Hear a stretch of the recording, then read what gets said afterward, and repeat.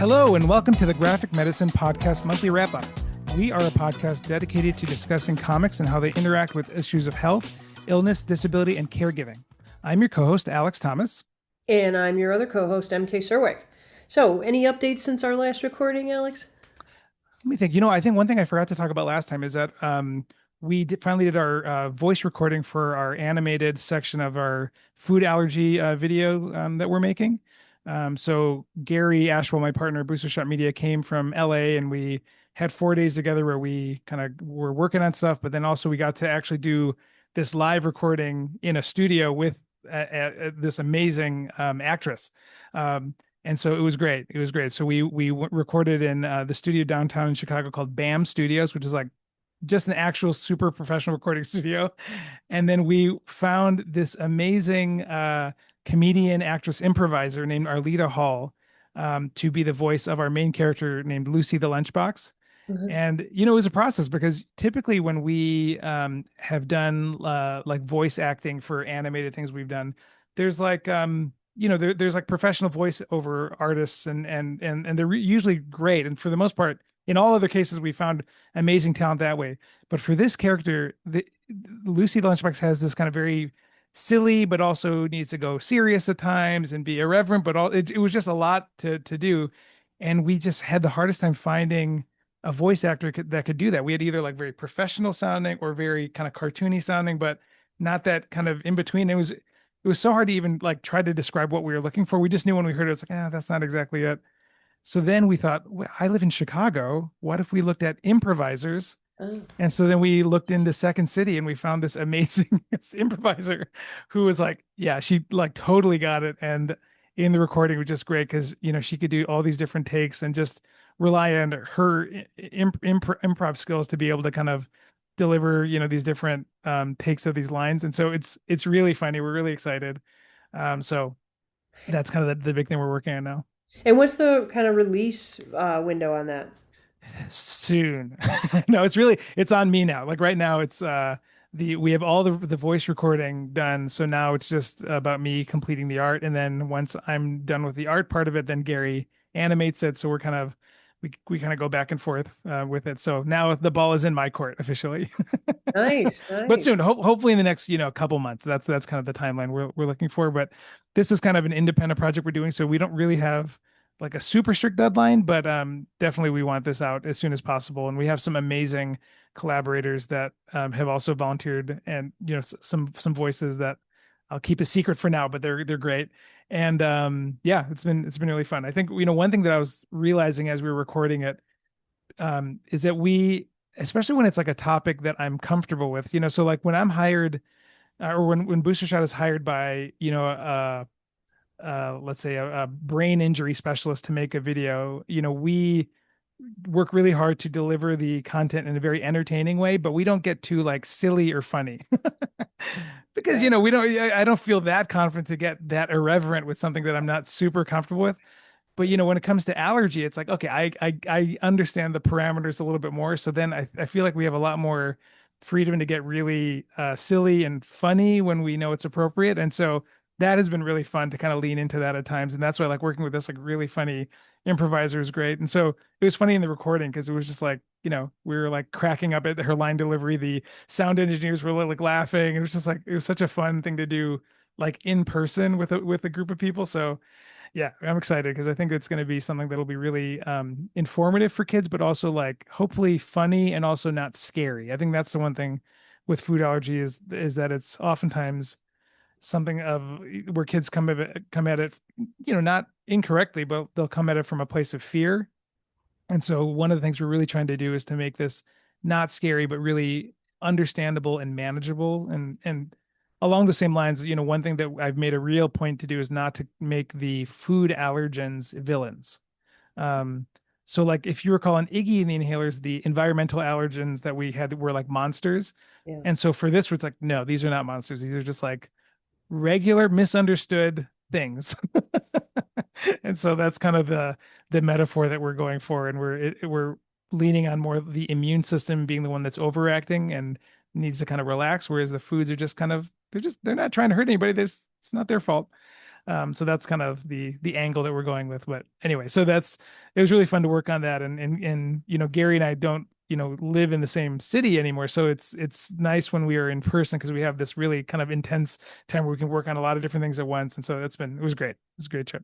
Oh, that's really fun. And yeah, kids love silly, right? Kids love, you got to make it Exactly. fun. Yeah, Yeah. yeah, So, yeah. so for example, like in one, then I got to do the voice of this, but we had the announcer character who was just a disembodied voice of like an announcer, but we we decided to have him be actively kind of freaked out by like a talking lunchbox. And so when Lucy walks on screen, you hear the announcer go, "Ah, what's that?" And then you hear him leave the room and close the door. Oh, that's And great. so we actually acted it out in the recording booth. It was really funny. I mean, hopefully it'll read when we animate it, but yeah, yeah. So it was just that level of just kind of like fourth wall breaking irreverence. I think that kids will appreciate. Absolutely. And then then it's more fun to engage with. That's great. Yeah, absolutely. So how have you been? Good, good. Speaking of your business partner, Gary Ashwell, he taught in my class last night on Uh, Zoom. oh, that was last night. Oh, That was wow. last night, and he did like we did this deep dive on one kind of comic. So he's adapted the health belief model to health comics and health education comics, and we did this sort of like pre-comic making exercise. And some of these are master students who are doing their final projects, and a few of them are doing their final projects for their masters in biomedical illustration in comic form. And so like it was so cool to kind of the way that he marched us through drawing, doing the health belief model, that I could see them learning in real time. And part of the whole point of like drawing the things we were drawing was to realize, oh, that's not going to work. So someone was saying like, I want to, he had to pick a very specific behavior, a health behavior change. Yeah. And you had to draw the very specific behavior, like before and after and the barriers and all that. But one of them was like, I ended up drawing like someone then eating a salad if I wanted them to pay attention to how sodium, they want to reduce their sodium. And then in drawing, they're kind of presenting, they go, I just realized like, drawing a salad is stupid. No one likes salad. And if they eat salad, they put way too much salad dressing that has all the sodium. So it was like you saw the learning happen in real time. So it was Yeah. great. And we spent almost the entire 2 hours working on just that one comic exercise and sharing every step of the way. And it was just great. That's awesome. So yeah, shout out to Gary. Just did a really great job. But again, as a teacher, like to see that learning happening in real time, because Yeah. when you're the teacher, you don't see it. It's like if you're a step back and be able to observe. So that Right, was really right. cool. And then I see a guitar in the background there. Oh Um, yeah. yeah, we'll have to talk about that. But I'm restarting. I got inspired by having complained about it on our last episode. So I'm doing this 30-day boot camp online on video. So it's great because I can pause it. And most of these don't work for me, but I've signed this little contract he has. His name is Tony Castro or something like that, and he Hmm. does the Tony's Acoustic Challenge. But what's fun about it? I'm only 1 week in, so who knows if this is going to work? But 1 week in, what's fun is he's teaching things like finger picking by teaching us things that are like you're going to walk away, and if this is all you can do, it's kind of cool. So the first day we learned like the blues shuffle, like do do do. Yeah, And then yeah. the second line is the blues bass line, and then the blues boogie. And so like it's rewarding in small bites. So it's Yes. Yeah, to be clear, I do not know how to play this guitar. It's aspirational. My wife got it for me for Father's Day years ago, and it's always here. But it's really funny. Actually, one thing that's interesting, my eldest son Sam, we discovered actually his piano teacher was the one that discovered that he has perfect pitch. yeah, Um, yeah, and so he tunes that whenever he comes in the room just to make sure that it's. And I was like, I don't even know that's out of tune. He'd be like, no, amazing. ding ding ding. Um, so that's all. It's mainly just decoration. But someday I'm gonna actually learn how to play it. They look cool. They look cool. They Yeah. look cool. Yeah, Yeah, I actually bought this tiny child's guitar because I want to travel because I don't want to bust up my 30-day yeah, streak and I'm going out of town. So it sounds terrible and now I'm trying to figure out how to get it to tune to sound better, but like I'm really committed to but it's hard work. I mean, it just makes you realize like 10 minutes a day. It's one of those things like AA or going to the gym or whatever, like it works if you yeah. work it and you just got to do it. So, yeah. Yeah, no, I know that's one of those. Yeah, it's so different than the drums that I know I just need to like put the time in, but it's also like it seems so. I don't know if fingers can move that way, but Yeah, they do eventually. And usually it's one of those things too of like you like I'll end a session in complete frustration and then the next day I'll pick it up and I'll be like, "Oh wait, I can't do that now." Yeah, yeah. Inexplicably. Yeah. Right, right. All right. Well, coming up today, we are really excited. We're going to be chatting with Brian Fies and the 20th anniversary of his seminal graphic work, Mom's Cancer. But before that, we have news from the world of graphic medicine.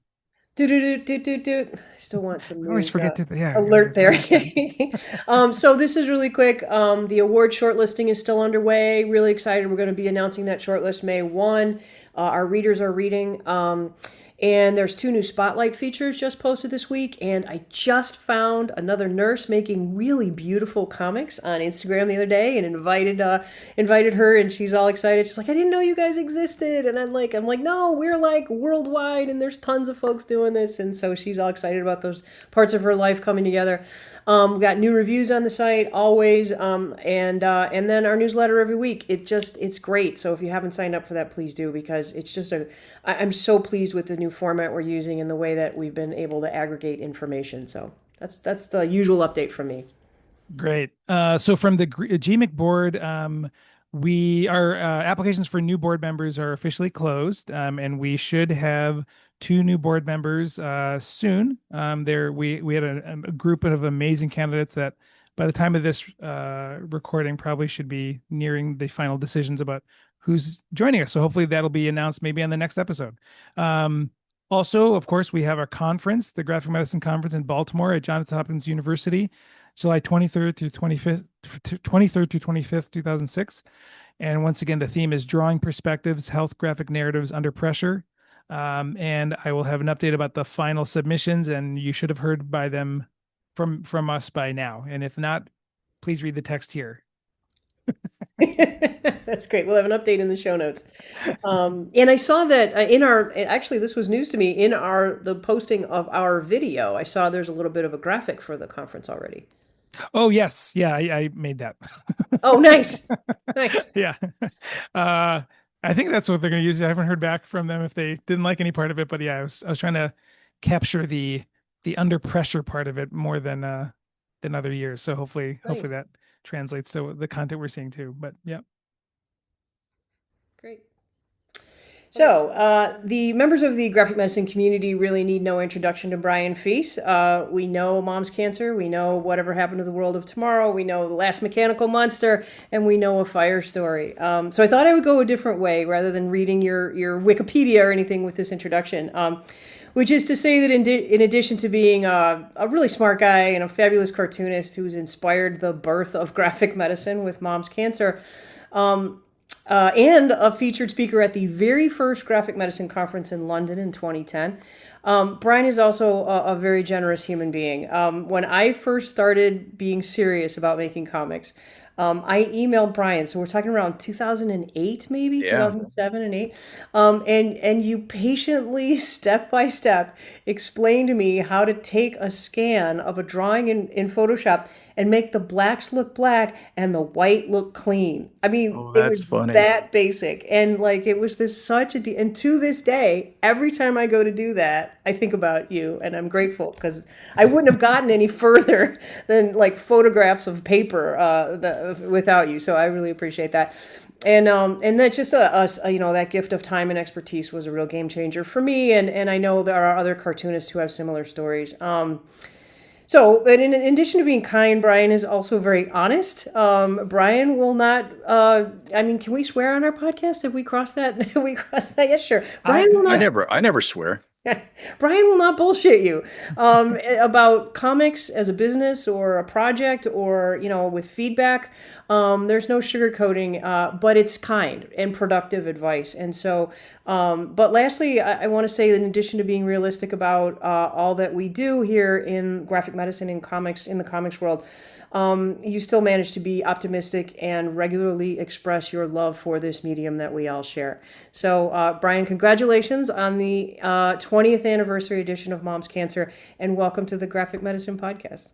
Oh, thank you so much, you guys. That was so nice. I don't even know how to respond to that introduction. It was very very kind. But it's funny you talk about um me teaching you how to take the scans and stuff like that. I was just having a conversation yesterday with another cartoonist, and we were talking about the different ways we do things, and everybody sort of develops their own way of doing this stuff. There's no textbook for it. So, and everybody when they're starting out does it wrong. They scan at the wrong resolution or the wrong mode, and they're in, Yeah. RGB when they should be in CMYK or something like that. And so, yeah, anything I can do to help somebody kind of get over those early speed bumps is it's a little thing that makes a big difference for the rest of their careers.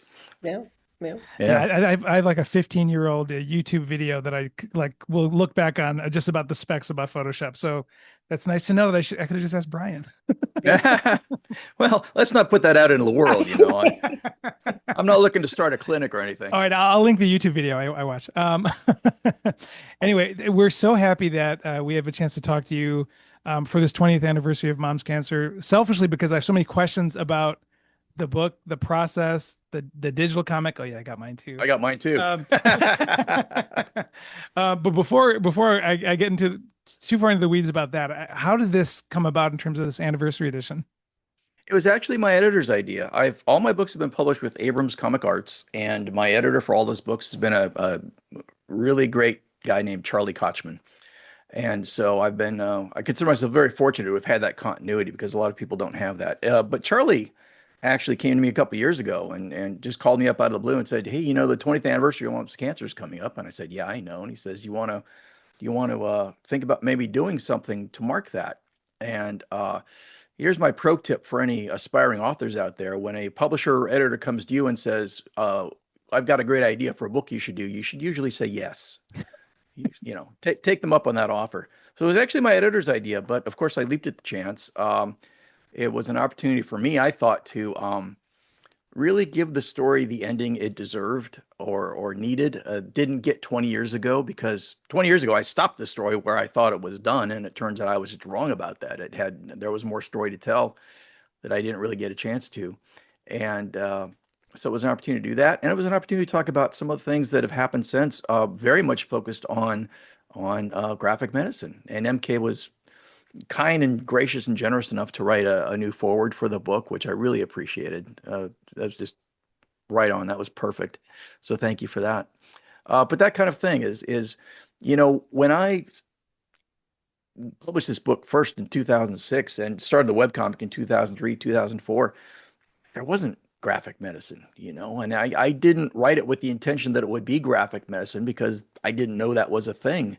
And with this 2010 conference in London and everything that's happened since, graphic medicine has just turned out to be this this unintended gift that has just that's so wonderful. So not least of which because it brought me into the orbit of people like you guys, and the friendships I've made is that's half the fun right there. Yeah, yeah. So you mentioned the updating, the pages that you added, kind of starting at in the old edition. I guess it's the same in this edition, like page 112. Um, tell us about that. I mean, obviously, it's such a gift to have like more, right? To have more of this story and this sense of the even just the tone is the same in terms of the struggles and being there and providing care and how the family is there. It's just really wonderful. Talk to us about kind of how you went about doing that, kind of picking up something that was there and like adding more to it and the struggles if there were any. It was a bigger challenge than one might think because first of all, I don't draw like that anymore. So I had to kind of go back and school myself on how I drew those characters, and they're still different, but they're recognizable. I mean, it's my style has evolved a little bit, but I kind of had to take a few steps back. But um, we wanted to add 32 new pages, which includes 22 new pages of art. That's very economical. That's not a lot of room to really talk about 20 years worth of what's happened since the end of the first book. Um, and what I had to do to do this was, if readers remember the story, the original Mom's Cancer ends with my mom and sisters moving to Los Angeles together for my mom to start her new life in remission and so forth, and remission and hope. And so I wasn't there for a lot of that. So I actually sat down with my sisters on a Zoom call, much like this one, and interviewed them. We talked for a few hours about, well, what was that time like? What happened then? And I didn't remember the exact timeline of what happened and so forth and so on. And so it was really, it became a family effort much more than the first mom's cancer was, which I did more or less without any input from anybody. I needed their input because I wasn't there for the Hollywood chapter of my mom's life. So my sisters provided a lot of the anecdotes that were in the new material. My sister Brenda, nurse sis, provided a lot of the medical background of, well, then she had shingles, and then this happened, and then this happened, kind of thing. Um, and we ended up having the conversation we probably should have had 20 years ago. Just the conversation of, um, what did this mean? How did we feel? It actually brought up some hard feelings on some people's parts, like you should have been there for that, Brian, and that kind of thing, or I wish you'd been there for that. It really cleared the air in I think a very healthy and mature way that we had a conversation we haven't had in 20 years about mom's life and death. And so just purely selfishly, it was I think really good for me and my family to do that. And it made, I think, a pretty good comic. My concern was, and I don't want this to sound at all as arrogant as it's going to sound, but I know mom's cancer, the original mom's cancer is special. I understand it has a place in the graphic medicine canon, and I just didn't want to screw it up. I didn't want to paint the mustache on the Mona Lisa. So we didn't touch the original at all. So even if I totally screwed up the last 22 pages of what happens next, the original's still there. But I really thought I had something to say about what happened after the original story ended, and tried to meld them smoothly from one to the other, tried to maintain the same voice with a similar style. And I hope people really, yeah, I hope people will read it and really appreciate it.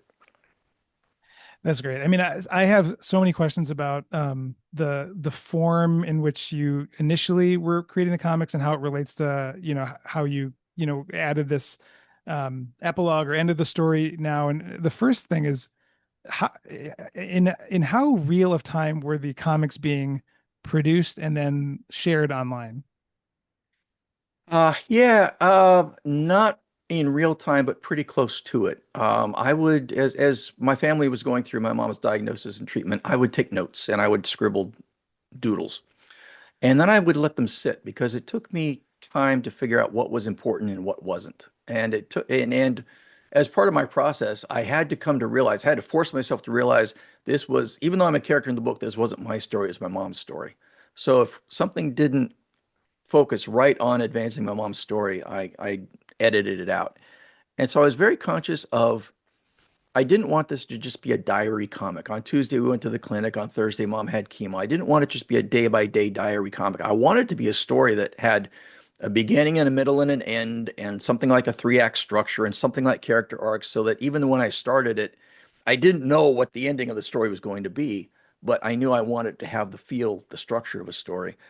So I was working probably 3 or 4 months behind the real life events because I needed that perspective to understand the significance of the events and whether or not they fit into the story.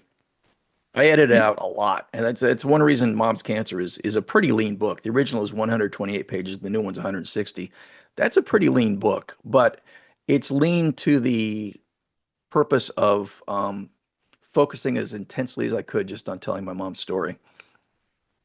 yeah, I mean, so one thing is, so I drew, like daily comic strips and web comics, and one thing that I always felt kind of a tension about is that each kind of comic that was shared felt like it needed to have some type of hook or ending or something like a comic strip would. Yeah, And so so it's really fascinating when you're one telling your own personal story that clearly has no clear end as you're doing it, but then at the same time, what you're sharing is not as open ended as a diary, but there is kind of some type, and you can feel it because every comic within the series that is published does have like some kind of feeling of a end to that comic or cliffhanger of what's happening next.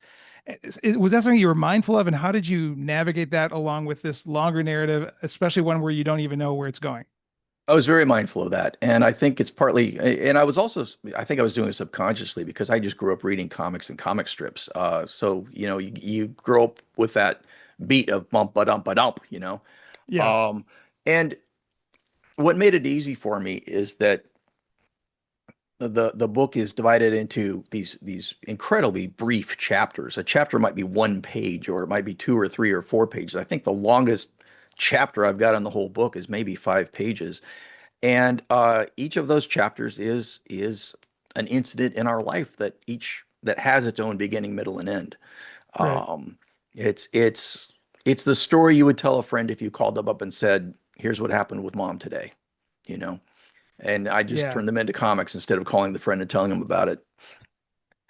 That's a very good point because I think when in conversation, you're kind of inevitably trying to have some kind of succinct ending to the conversation. That makes, makes a lot of sense. Yeah.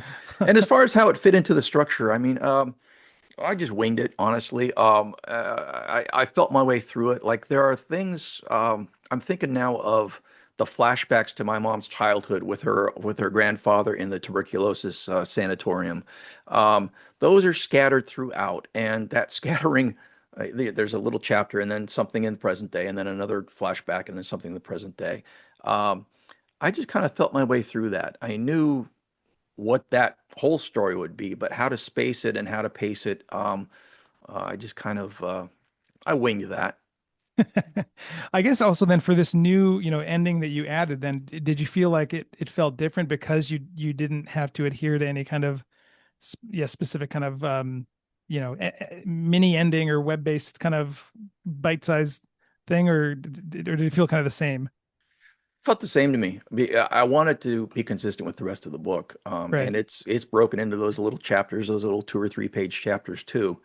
Um, I feel so funny, guilty almost calling them chapters, but they really are. They're just a nugget of experience. Um, it's felt like a very it feels and felt like a very natural way to tell the story. Again, here's what happened to mom, that day that her roof flooded and the firefighters had to come, or here's what happened the day she got stuck beside the toilet, you know. Yeah. And then I guess as this was being shared, so first off, how did you did you make digital comics before? Was this your first time sharing comics online? I know It at was my the time that was kind of when things were kind of new in terms of web comics, I guess, kind of like early 2000s. Yeah, it was the Wild West in the early 2000s. People were just throwing anything against the wall and seeing if it stuck. And there weren't really, guess there were some aggregators around who would collect the web comics, but not much. Some people were very successful with them, but again, not many. And people, it was the Wild West. I I turned to the web with mom's cancer because I just wanted to get the story out somehow as quickly as I could. And the internet was the obvious, inexpensive, editor-free way to do that. I just wanted to get the story out. And I didn't care if I made money at it, and I didn't care if I got any recognition for it. In fact, I did it anonymously at first, and my family didn't even know I was doing it at first for a long time. My family had no idea I was doing this until um, and so I bought a domain name. I bought momscancer.com for $12 and I started putting them on there and I told a couple friends, "Hey, go look at this." And it snowballed and it went viral. I was getting, tens of thousands of visitors a day, which maybe isn't much now, but back then it was a lot. And and then one day I got an email from a guy who said, "Hey, I think I know your sisters." And I said, "Oh shit." So I called everybody in my family and I said, "Hey, I'm working on this little project. Go take a look at this and tell me what you think." And fortunately, my mom loved it. If my mom had not loved it, I would have just killed it and you never would have heard of it. But my mom loved it. She called me back and said, "I can't wait to find out what happens next." So so So, that was a great blessing. and then once you knew that your family was reading it, did that change how you created any of the comics? Did you feel like any change in your what you wanted to depict or share? Not really. That's a really good question because one reason I kept it from them in the first place was sort of the anthropologist thing of I didn't want the natives to know I was watching them through the bushes, because then they changed their behavior. But they didn't really change their behavior and I didn't really change mine. They just kind of there were a couple times when somebody would look at me and say, "Don't put that in the book. Don't do that." And I more or less respected that. But uh, as I said, my mom was more or less thrilled with the whole project. She saw it as a way to turn this horrible thing that was happening to her into something good. My sister's a little more ambivalent. Their attitude was kind of like, well, that's not how I remember it, but you go ahead and tell it your way, which is, I think, the best you can hope for. My sister Elizabeth, actually, Kid Sis, is an independent filmmaker, was and is an independent filmmaker, and she was writing a screenplay about it. So she totally got it. She's like, yeah, Right. I get what you're doing and why you're doing it. Yeah. Uh, a screenplay which remained unproduced, but she had the same thought, which was turn this into something creative or use creativity to turn this into something good to tell our story. Was any of the medical teams aware of the comic when like during treatment or anything like that? Not at the time. The mom's oncologist, the woman with the jack-o'-lantern smile, found out about it later, and she was very, very kind about it. And I think some of her team, boy, I don't remember. It's been a long time. I think some of the people at I'll just tell you, Stanford University. She was treated at Stanford with the gamma knife and everything. I think some of those people found out about it and were kind of nonplussed at, well, okay, I mean, what are they going to do? But I don't remember getting any specific reactions back from it. I did have the great satisfaction of it meant a lot to me later on when other physicians would tell me, I read your book and I'm going to change the way I practice medicine because it taught me something about how my patients see me. And again, another unintended consequence of writing it, but really something that means a lot to me that somewhere out there are doctors who read my book and said, I'm going to do things different. I love I that. mean, I can tell you, like, as I was rereading the book this week, I had like a very similar experience where I was it was I'll cut to it. It was page 39, with the usual unusual section where like your mom is getting like just like very unclear medical advice where like you have no idea what's important, what's not important, what's something that Yeah. you shouldn't bother your doctor about, what is like a emergency you need to tell them immediately. And literally, like the day after I read that portion, I had a patient. I had my staff call me and say, "Oh, a patient called and they're in tears about your conversation you had with them, 2 hours ago." And I was like, "What did we even talk? Like, we didn't talk about anything consequential in my mind."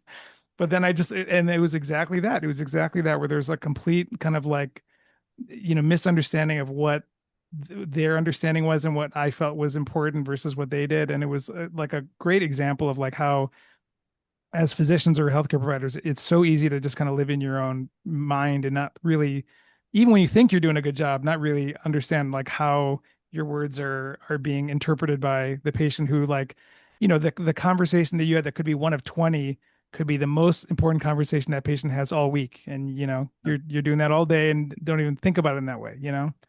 Well, I So appreciate that. I just a couple weeks ago, I did a Zoom call with a class of Dr. Michael Greens at Penn State.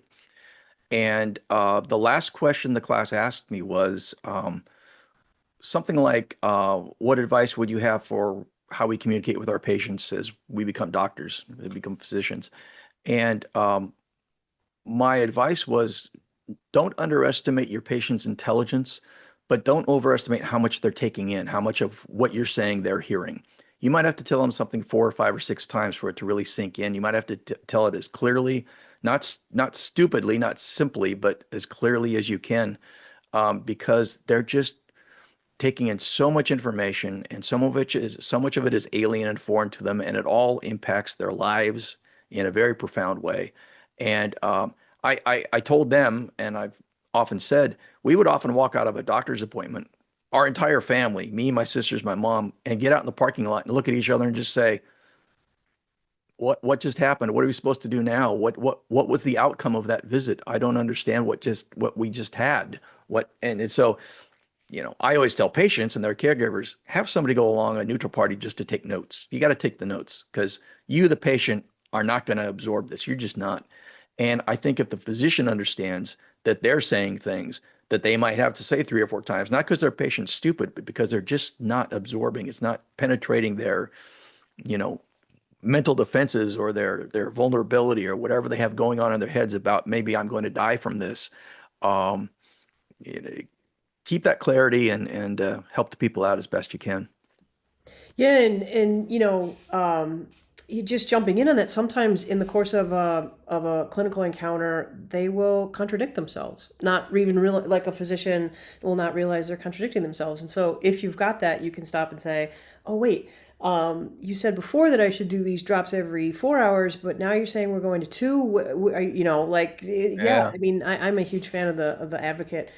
Just going back to that usual unusual, I teach that pretty much every time I talk to healthcare providers. And the way that I frame it is that it's and also to people who don't know anything about graphic medicine, because I feel like it really shows the power of the medium to do important work in this arena, just that excerpt. And when I teach it to medical students and nursing students, I often talk about we don't realize that we are placing our patients in unjust positions Mm. because of the conflicting advice that one person on the phone and another person, and then we are sort of like, we have this horrible phrase in medicine of non-compliance, right? Yeah. And we're labeling them, or we're making judgments about them, and that's unjust. That's a justice issue, which is one of the four principles of bioethics, right? And so I talk about that in that context to like kind of pay attention to the perspective from which the patient comes, which is what you provide us with, that we don't see, right? Those are those windows into the clinical encounter that we may not be aware of, and what we may be unknowingly doing to our patients. I appreciate that. That's one reason I wrote the book. So yeah, to the extent I accomplished that, I'm very happy to hear it. Yeah, yeah, yeah. So, maybe I'm jumping ahead too much, but I wanted to just sort of gesture to you mentioned that I wrote the foreword, which was really exciting.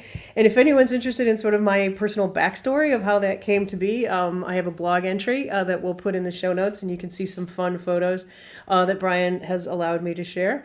But I just want to read something really quick, and then I have a question kind of in your response to it. So. Just bear with me for this quick quote. It says here in the foreword, Brian's book, obviously Mom's Cancer, ignited a fire in me to explore the possibility that comics could actually make difficult situations easier for patients and their families. Maybe Mom's Cancer could help teach future doctors and nurses to be better communicators. Maybe Mom's Cancer could be used in patient and family support groups. The possibilities seemed endless. I pivoted my graduate studies research focus and began furiously putting forward crazy proposals that comics, as evidenced by Mom's Cancer, could be taken seriously in the discourse of health, illness, disability, and caregiving. And because of that research and much other work followed by many other people, hundreds of people are now colleagues and friends in the field we call graphic medicine. Mom's Cancer brought us together to do the work once thought impossible, that comics can be the medicine. And following up on that, my question is, I know, like, as the creator of the book, can you speak to any kind of ways that you've seen Mom's Cancer working in the world that maybe we don't know about? We know the journal articles that are published. We know some of the anecdotes you've shared. But can you think of any kind of, not necessarily just specific stories, but just ways that Mom's Cancer has been working? Because it's obviously important enough to merit this wonderful 20th anniversary edition. Uh, I have a few fleeting thoughts that may not be connected, but I mean, very early in the history of Mom's Cancer, when it was still a webcomic and just starting, I got an email from a nursing instructor in Queensland, Australia, who said, "Would you mind if I printed out some of your pages and used them to teach my nursing students, because these are the kind of things they're going to be facing when they go out and talk to the families of their patients." And that was just a thunderbolt to me, that I could post something online at 8 in the morning, and within 24 hours, somebody from Australia is writing to me saying, "This is something I can use to teach my nurses." I mean, we all know the World Wide Web is worldwide, but nothing brings it home to you, or nothing brought it home to me more than that. Just that, holy crap, this thing that I'm sitting in my office tippy tapping on my computer is actually going out, and people are actually reading it, and maybe it'll make a difference. And that was the first inkling I had that of the sort of impact. All this filters through my subjective experience of being the guy who wrote it. But I've been surprised by how universal the story has been received. It's translated, I think, into 8 different languages, and I wouldn't expect that somebody in Slovenia or Japan or anything would relate to this story about this, American family going through this thing, but they do. And I get emails from people who say, it wasn't my mom, it was my dad, and I don't have sisters, I have brothers, and it wasn't cancer, it was something else.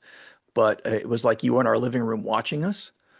And I was at first flabbergasted by that because how could that be? But because none of the details are the same, but there's something about the story of a family in crisis that is universal. And so I think the big takeaway for me and the whole thing that surprised me more than anyone was how universal this kind of story is.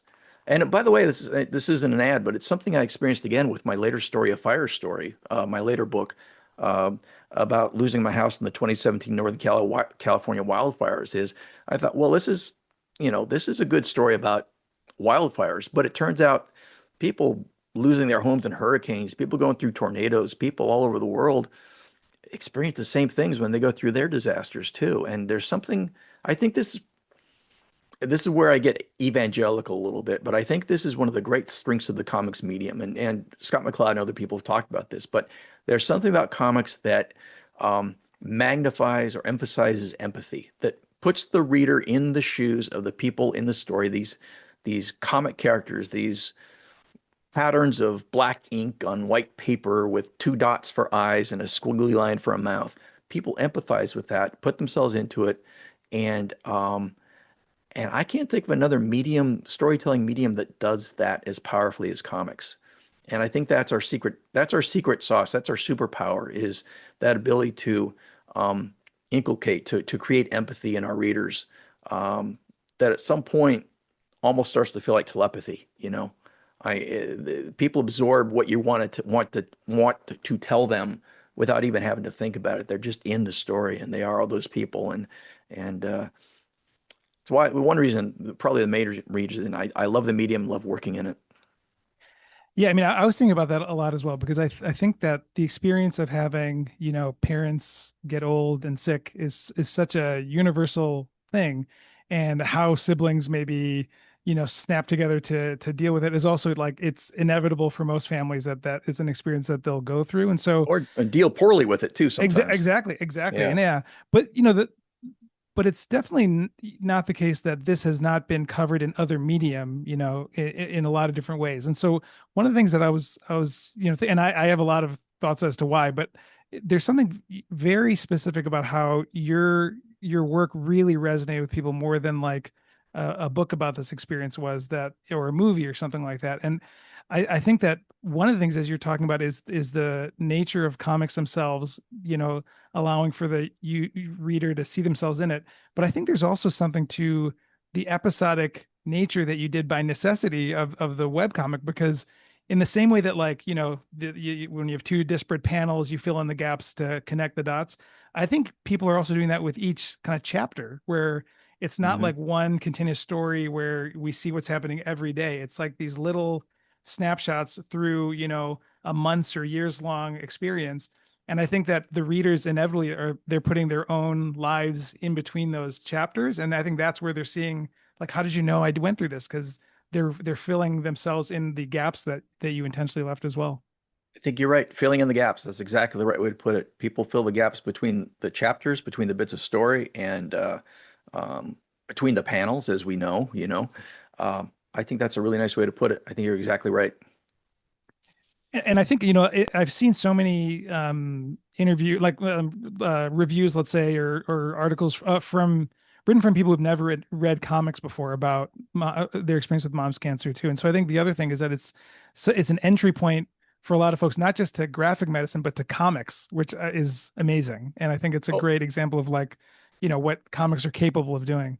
yeah, my editor says that all the time. I mentioned earlier Charlie Kochman. He says when he's trying to show somebody what comics are like, and Abrams Comic Arts has published a lot of comics and a lot of books about comics.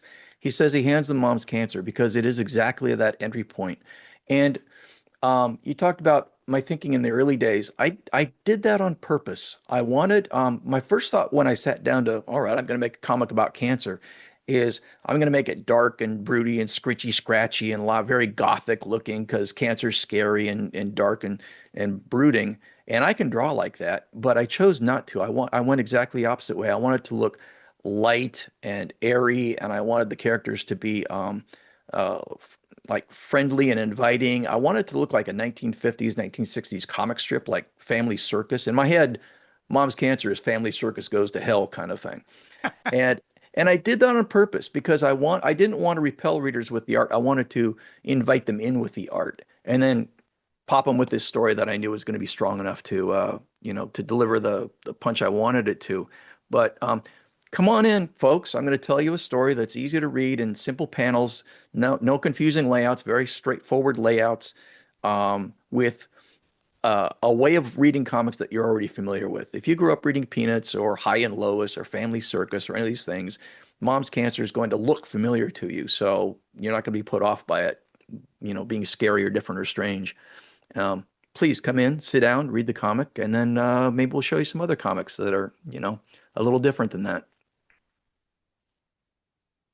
Yeah, yeah, I love that way of thinking about it because I think that that's the impact it had on me because those are the kinds of comics I read as a kid. I wasn't a superhero kid. I wasn't a Brenda Starr, the ones that just looked, I don't know, just not for me. And this felt like something that was for me, which was amazing. So on our previous episode of our wonderful podcast here, we had Bree and Lisa as guests, the editors of Keyword Key Images in Graphic Medicine. Yes, I love Yeah, that book, and I'm in it. yeah, yeah, and it is. I love that book too. I actually just used it. I mentioned this on the last episode. I was teaching Ian's book, and I had like Ian writing about what he was thinking when he made it. It's so wonderful. Like I was saying that those are the kind of things we have from conference presentations, but to have them documented by the creators in the books is wonderful. Yeah, And it's so so smart. yeah, yeah, I agree. One of the things they talked about in our episode is that, they originally thought like, well, yeah, Brian's going to write about cancer, mom's cancer. It's what, but then you ended up writing about metaphor, subtext, and space time, which is really interesting. And they kind of loved how that evolved. Can you say anything about that? Well, they more or less gave me free rein. I mean, they said, pick an image and write about it. And I guess I took that as meaning write about, form and process more than content. Mm. I had nothing to say about cancer. I'm not a physician or I don't know anything about cancer, but I know stuff about making comics. So I want to talk about um, what I was thinking when I made these images, why I made this choice and not that choice. And that kind of led into the direction I took. They didn't tell me what to write about, and I wrote about those things and turned them in, and they said, that'll work. Right. So, as far as I was concerned, I completed the assignment. But it was really interesting to me to see the book together because I didn't see anybody's stuff except my own. Right. And then the book is delivered to my house, and I'm looking through it. I'm like, this is such a neat way of looking at this subject because everybody came at it from a different angle, including me. Yeah. And I think it's just a really neat, smart book that, takes its place beside the Graphic Medicine Manifesto and Scott McCloud's Understanding Comics as one of those books that people are going to read for years and decades to understand how this stuff works. I think it's great. Yeah, I think having like specific examples and images to reference, it made it so engaging as well because it was great to hear your thought process when you were making a panel and kind of all the things that you were considering when you were doing that and understanding that a lot of it had to do with like the understanding the language of comics, the form, and how best to convey an idea. One thing actually, because I know I think in the keywords in your sections. Those are all images that have been my favorites from this book, but then rereading it again, I think I have a new favorite, and that's Oh, page 88. It's this checklist one. yeah. This page, this panel is so dense with information that I feel like I could spend an hour just learning new things from it because it's such a good example of um, how you can transmit so much information with an economy of words. Just understanding like uh, um, the stages of grief, but then also like the time frame of these quarters and the grades each quarter gets, and how some of those steps don't even have a grade. And then also knowing it in context with like the story so far It's a Yeah. great panel that there's like, there's not like a lot of drawing to it, but it's so hinges on the image and this metaphor that it's a great example of how Oh, comics can do that. thank you. I'm especially happy with or proud of the little teacher's comments down below. Quarter one, Yeah. student excels at denial, but must master anger soon, and so forth. It's in that very anodyne, neutral teacher speak, but it's a very serious, dire, even mortal discussion of Right. how this person is going to accept their fate or not accept their fate. But it's just and again, of course, I suppose it's my commentary on sort of the blindness with which physicians and nurses and caretakers can deliver the worst news as just, one of the 50 horrible things they had to say that day, but it's the only one you've ever heard in your life. Yeah, yeah. I mean, I think Exactly. that's the other lens that I kind of was rereading it through this time because my dad is a retired oncologist, and so growing up, Mm. I experienced like the other end of it, where and he was in solo practice, and I didn't realize till I was a physician that he was on call 24/7 his Yeah, entire life. Like that was his because it was normal for the phone to ring in the middle of the night every night, and him to have to go in and do things and it was something that as I got older, I realized more, how much of his life was devoted to his patients. But at the same time, it's the same thing where it's like he's seeing 20 patients in a day and more than the types of visits I have, the every visit that he's having is probably the most consequential visit of that patient's month or, 6 months maybe. And so just navigating that, it, I don't know. I just feel like there's a lot to say about what the oncologist also is experiencing on the other end of this that yeah, it would be great if there was like someone that did like a corollary that was like the other side of it. yeah. You So know? I'm curious. I know you're not an oncologist, but what did you learn and take from your father's experience and apply in your own practice? What effect did that have on you? Yeah, I mean, so number one, it made me know that I did not want to be an oncologist because one, he and like to be very truthful, like he was really loved by his patients and staff, and I actually ended up working at the same hospital that he worked in, so I very much was like living and working in his shadow in terms of just the type of physician he was. But at the same time, I think that he and his generation of doctors are kind of cut from a different cloth where they really saw it as their life's work and that came first of everything, Yeah. And so for me as a kid who was like, oh, my dad has never dropped off or picked me up from school, doesn't really maybe know where my school is, like those kinds of things. For me, from an early age, I was like, I want a job that I can sleep through the night, that I can take a day off and it wouldn't be the end of the world for my patients and those kinds of things. So for me, that's kind of how I knew I wanted to do something um, that was fulfilling because I could see that my dad had a very fulfilling career and that it really Hmm. did give him meaning and purpose. And he, as hard as his days were, he was never, at least visibly, like truly burned out. I think that he really Yeah. found a great balance, but so I knew that being a physician was a profession that would give me satisfaction, but I also knew I had to balance it with like having a family, being more present for the mundane stuff that my kids may be going through and that kind of thing. So Yeah. that was kind of what helped me decide that I didn't want to do something as kind of fully life encompassing. But at the same time, I view like all my patient interactions with the same lens, where I'm like really trying to um, make sure that they know I'm spending as much time as I can with them and I'm devoting my attention to them and that I'm remembering them. I think that's a big thing. It's Yeah. just like and it's funny because when I first started practicing, like in the first few years, I couldn't remember my patients, like Yeah. and then I talked to my dad and be like, "Oh, that was the guy I saw 20 years ago, and he remembers every detail."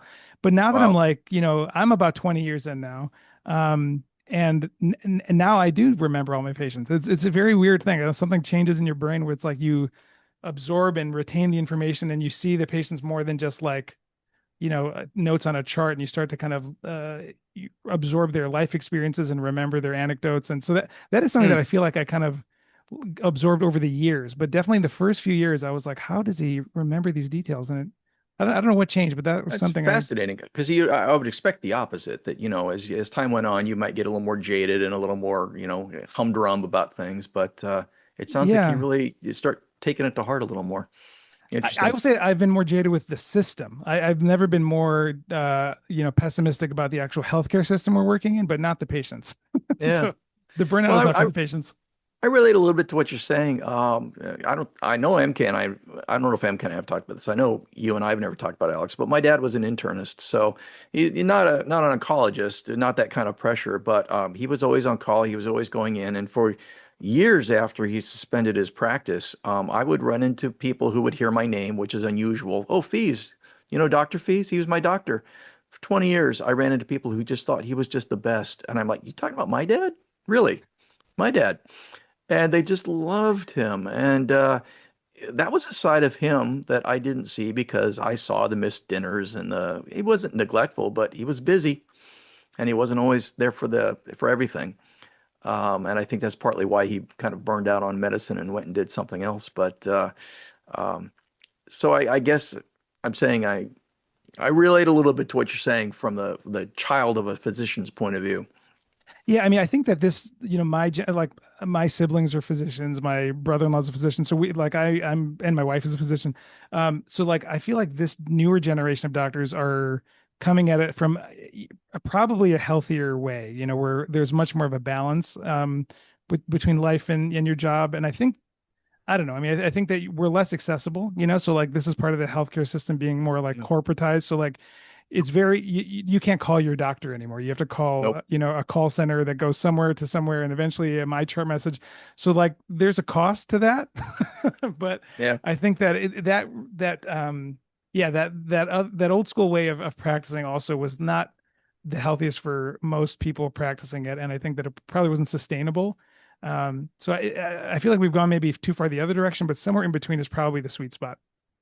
Yeah, you don't want your physician to be like, the clerk at 7-Eleven or something, that it's just a Yeah. cog in the machine, which is, I belong to Kaiser, which is a big, you know, corporate chain and of hospitals and healthcare. And um, I'm more or less happy with the care I get, but yeah, you're ex absolutely right. You don't just call up your doctor. If you want to make an appointment, you go into the computer and you log in, and maybe something's available in a month. And um, it has its pros and cons, but I have no doubt that my doctor has no idea who I am. I mean, I've seen him, a dozen Yeah. times maybe, but every time I go in, it's like he's meeting me for the first time. That's Right. not how it used to be. Yeah. Yeah. I mean, I think one thing is so I'm an allergist and I actually took over my mom's practice. So I chose my mom's path basically.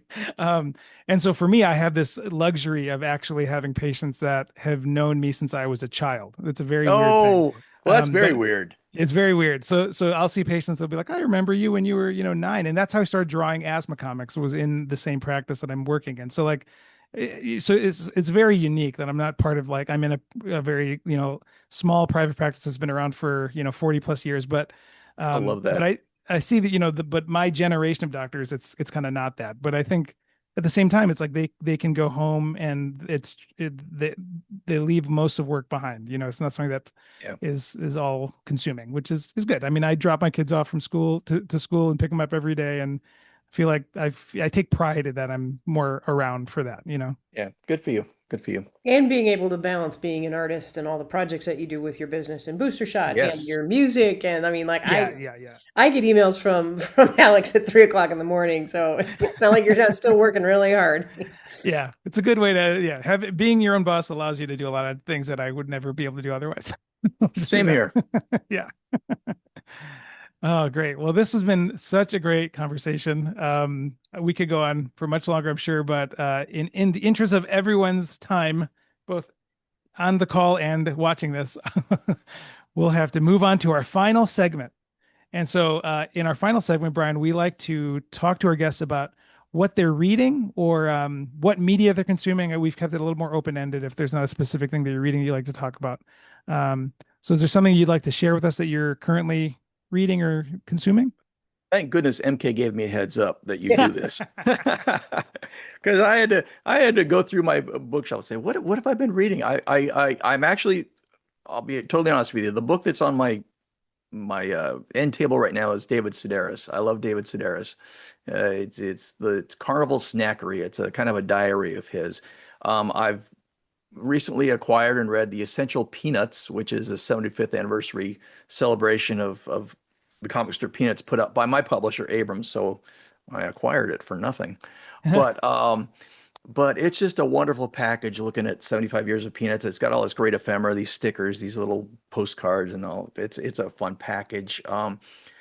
In terms of graphic novels, I really enjoyed Photographic Memory by Bill Griffith. Bill Griffith is a tremendous cartoonist, does Zippy the Pinhead, and it's Bill Griffith happens to be a descendant of the photographer William Henry Jackson, who photographed the American West out, in a wagon train with glass plates, and so it's a great biography that kind of is filtered through Bill Griffith's experience as an artist himself. Um, Graphic novel wise or graphic medicine wise, I recently picked up a 25-year-old book, Pedro and Me, by Judd Winnick, and I started reading it partly because I've gotten to know Judd a little bit. He lives out here in the San Francisco area, so we show up at the same places sometimes. And I said I gotta read that book, and it's just wonderful. I it doesn't get mentioned much in my experience in graphic medicine circles, but I think it should be part of the canon. It's really just a wonderful book about Judd and his experience with his friend Pedro. Pedro died of AIDS back when a lot of people died of AIDS, as MK knows, and highly recommended. And I also just recently read Down to the Bone, a leukemia story by Catherine Petty. I think it's pronounced Petty, I don't know. But it's just a very honest, stylish book, beautiful art in the service of a really harrowing story about her treatment for leukemia. So, graphic medicine wise, those are two that are on the top of my brain right now. That's Yeah, great. Down to the Bone is gorgeous. Yeah. Yeah, it's really beautiful. And And you, honest. I mean, what I yeah, look for in all these books is honesty. It's what I try to do with Mom's interesting. Cancer. Oh, see, I'm fading out. Yeah. Yeah, Okay. okay. I don't know. But honesty is what this storytelling is all about. People can tell if you're bullshitting them. And if an author doesn't bullshit me, I'll be their fan for life. I really Nice, appreciate that. nice, nice, nice. Um, I'll go next. So, in my ongoing series to cope with the chaotic world we live in through British mysteries, I've moved on to the Charity Shop Detective Agency. Which is a series of 4 books. It's absolute candy, and I'm loving it.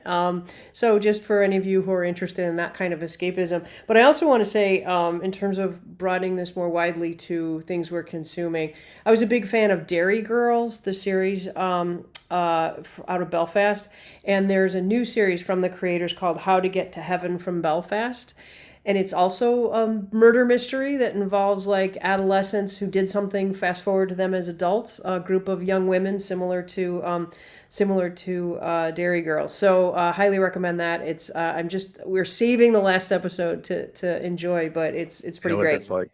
Speaking Yeah. of cozy mysteries, have you seen Bookish? No. Bookish is a series on PBS that I've been really enjoying. It's a cozy mystery series. Main character's named Book, and he runs a bookstore in post World War II London. And so he and his wife, putter around solving these little 2 episode mysteries. I think there's 6 episodes out total. But as you watching it, it makes a deeper, longer point about surviving as a closeted gay man in post-war Britain when that was a crime. So Interesting. Book is gay, and he's Mhm. married to his childhood friend as a marriage of convenience to cover. And so that's sort of the overarching through line of Book trying to survive like that. But basically, it's a Sherlock Holmes. He's Sherlock Holmes, Neat. and it's charming as heck. I really enjoy it. Is that based on a book series or originally for the show? I think it was written as a TV show by Mark Gatiss. He's the star of it. He was in Sherlock. He was produced Sherlock, that kind of thing. Okay. So he said he always. I saw an interview with him. He said he always wanted to do a mystery starring himself. So he wrote one, That's and cool. I find it just really fun. That's great. Brian, it's very funny you brought up Judd Winnick because I was the comic I'm going to talk about today is Green Lantern because of the Sure. Lantern series. But I grew up reading comic strips, but then superhero comics all through grade school through high school. And Me then, too. I got to college and I kind of lost, track of comics. But then Pager and Me was the first comic I got again that got me back into comics. And it was because, I'd followed Judd, when he was on The Real World and MTV. And that was because he was like the only cartoonist in that I knew of in media that was like a real cartoonist. So Yeah. as a kid who was like drawing cartoons and like wanting to think about this as a career, like on TV when I was in junior high, there was this like 20 something guy who was a working cartoonist. And it was really like, and I'm sure that was true for a lot of people watching MTV then, that it was like a really inspirational character to know like, oh, that is actually a job that you can do. Yeah, So and it, as I'm a little older than you, but it struck me the same way. I watched that first season of A Real World that he was on, and he comes out and says, "I'm a cartoonist." And it not just talks about it, but they show him drawing his comic strip. It's like, right. okay, that's representation. It was Yeah. a nice little thunderbolt, meant a lot, and he Absolutely. went Because on in to my have mind, he's had a wonderful career. yeah, I mean, my kids we reread his Hilo books. It's amazing. Yeah, so like Yeah, he has an amazing series of comics for kids too. That's and he great. turns out Anyway, to be the sweetest guy. He's just wonderful. we should definitely have him on. I think that makes a lot of sense. That's a really good graphic medicine comic that you're right. We don't really talk about it enough. Yeah. Absolutely. So yes, so I was very excited because this week the preview or the teaser trailer for this Lanterns TV show on HBO Max came out, and I have been a Green Lantern fanatic since childhood, and so the movie that came out many years ago with Ryan Reynolds was a big disappointment Hmm.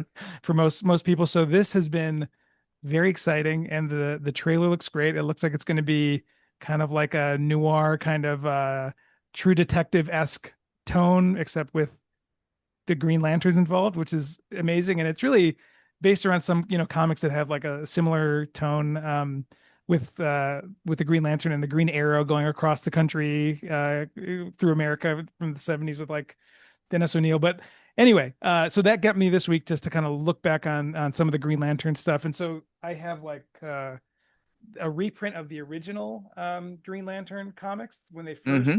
were published in the late 50s. And so this version of the Green Lantern is like one of the first comics, representing the Silver Age of comics. And so like, prior to this was the Golden Age where we had Superman, Batman, and a previous incarnation of the Green A whole different Lantern and Green the Lantern. Flash. Yeah. Exactly. And so what's great about the Silver Age is that, really was leaning into the times we were in, which was about like scientific discovery, science fiction, and the idea that things were not just supernatural, but there could be like a scientific explanation for these magical things. And so the reinterpretation of the Green Lantern from like a supernatural character to this, this A essentially space science cop. exactly, who has like a ring powered by like an AI essentially. Yeah. um, and so it's a great comic, drawn by Gil Kane, who really perfected, I think, this outfit because this costume has not changed since the 50s. It's really amazing. No, This is like it's pure Gil Cannon. perfect.